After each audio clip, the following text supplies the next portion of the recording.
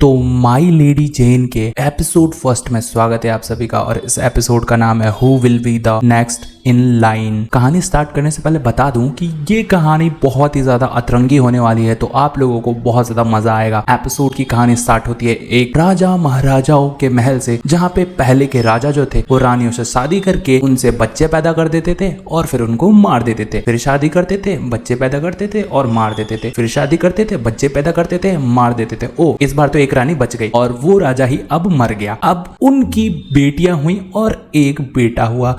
तो एक बेटे का नाम है जेन। अब जेन जो है वो बहुत ज़्यादा होशियार लड़की है, पढ़ने में भी तेज़ है, साथ साथ उसे दवाइयों की भी बहुत ज़्यादा नॉलेज है। लेकिन भाई अब लड़कियों के लिए यहाँ पे सिर्फ शादी ही लिखी है और वो पढ़ लिख भी नहीं सकती और ना ही कोई काम कर सकती हैं, इसलिए जेन को भी ऐसे ही रखा जाता है। अब जेन की कहानी ये थी कि जेन की शादी हो जाती है एक लड़के से। अब वो भी क्या करता है कि इससे शादी करके बच्चे पैदा करता है और उसको मार देता है। पर कहानी यहाँ घूम जाती है और कहानी घूमते ही पता चलता है कि हमारी जो जेन है अब पैरेलल यूनिवर्स में चल रही है। और कहानी में बताया जाता है जेन जो है अपने ही दासियों का इलाज कर रही होती है और उनसे वो बहुत ज्यादा फ्रेंडली तरीके से रहती है। एंड देन वो बहुत ज्यादा उछल कूद मचा रही होती है, ये बहुत ज्यादा मस्ती करती है अपने दासियों के साथ। फिर होता ये है, इनके एक चाचा जी हैं ड्यूक ऑफ लेजिस्टर। अब ये जो है इनके पिताजी के मरने के बाद ये वारिस बन गए थे सारी चीजों के, तो इनकी मम्मी को इनके आगे झुकना पड़ता है। और जेन की दो बहनें भी हैं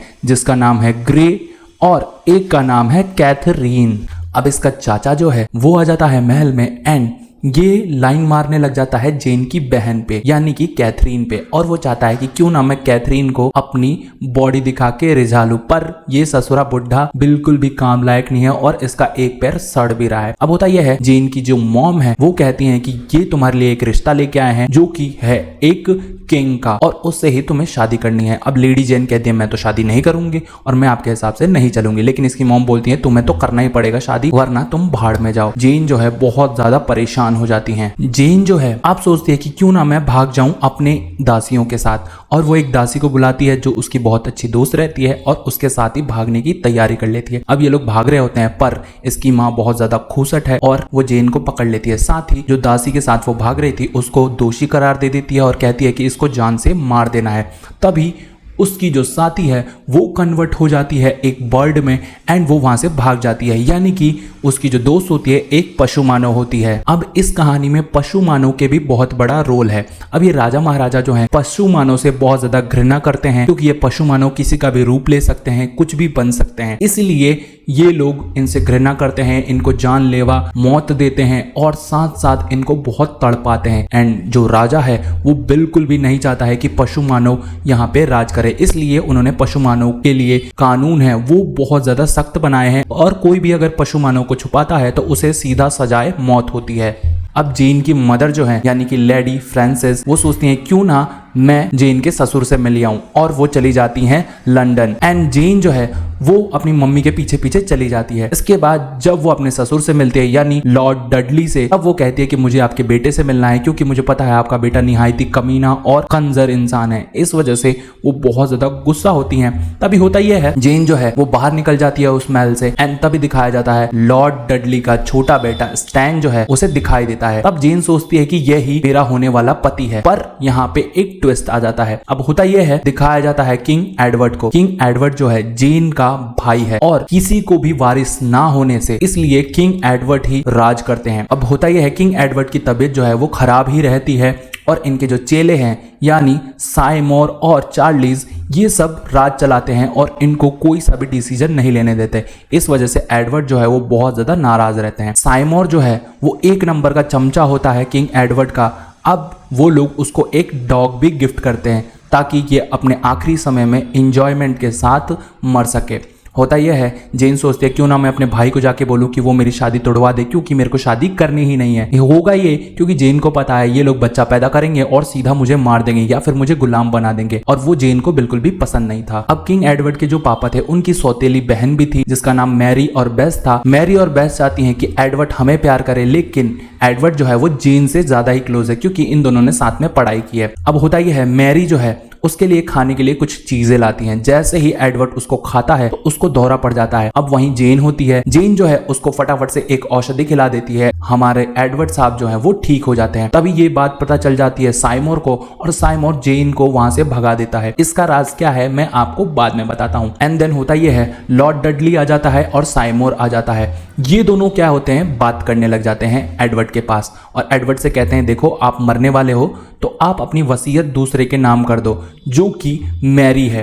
अब साइमोर चाहता है कि मैरी के नाम सारी वसीयत हो जाए और फिर मैं उसके शरीर से एक बच्चा पैदा करूं और वो किंग बने, यानी मेरा बेटा किंग बने। लेकिन लॉर्ड डडली चाहता है कि मेरी जो बहू है वो किंग बने और मेरा बेटा जो बच्चा पैदा करेगा उससे ये शासन चलेगा। लेकिन अब इन दोनों में लड़ाई हो जाती है। साइमोर लॉर्ड डडली को भगा देता है और इस वजह से किंग एडवर्ड जो है वो साइन कर देते हैं और कहते हैं कि देखो कोई लड़ो मत, जब मैं मरूंगा तब ये खोल के देख लेना किसकी वसीयत में नाम है। एंड वो उसको सही से रखवा देते हैं सही सलामत। होता ये है, अब जेन को तो साइमोर ने भगा दिया था, तभी इनकी गाड़ी रास्ते में खराब हो जाती है एंड जेन जो है अपने दास को बोल के चली जाती है कि देखो मैं घोड़ा लेके जा रही हूँ और मैं महल जा रही हूँ।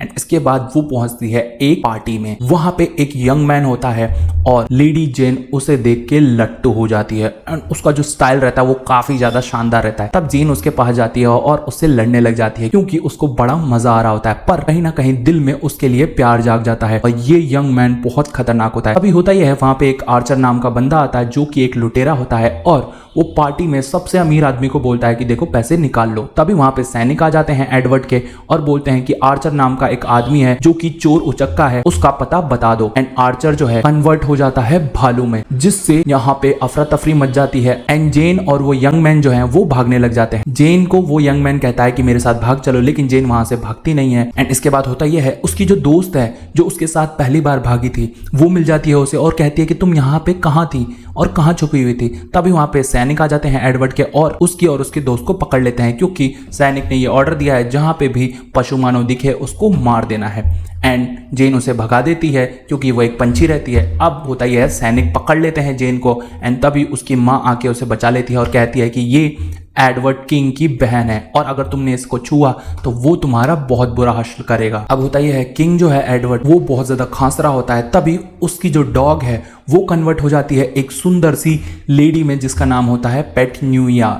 ये पेटन्यूया जो है वो बोलती है कि देखो आपको जहर दिया जा रहा है और मुझे नहीं पता है ये जहर आपको कौन दे रहा है, पर आप बीमार नहीं हो और मेरी बात मानो। किंग एडवर्ड बहुत ज़्यादा डर जाता है और वो सैनिकों को बुलाने लग जाता है, पर वो लड़की उसको कैसे भी समझाती है और पटा लेती है और कहती है कि मुझे आपकी दादी ने भेजा है, वो जिंदा है, देखिए उन्होंने मुझे ये लॉकेट देके भेजा था ताकि आप सच मान लें सारी बातों को। और इसके बाद होता ये है, सारी बात सच हो जाती है एंड किंग एडवर्ड मान जाते हैं। तभी दिखाया जाता है साइमोर और मैरी को। साइमोर और मैरी जो है एक दूसरे से प्यार करते हैं और पता चलता है कि मैरी ही जानबूझ के एडवर्ड को जहर दे रही है जिस वजह से वो मर जाए और सारी विरासत और सारे जायदाद जो हैं वो इनके नाम हो जाए। फाइनली शादी का दिन आ जाता है और जेन को मजबूरन ही शादी करनी पड़ती है। यहाँ पे एडवर्ड जेन को लेके आता है, लेकिन जेन ने पहले ही अपना इलाज ढूंढ लिया होता है कि मैं क्या बहाना बनाऊंगी। एंड जैसे ही जेन चर्च में आती है वो देखती है कि अब तो मेरे लग गए, क्योंकि लॉर्ड डडली का जो बेटा है एक नंबर का अय्याश आदमी है और कमीना है।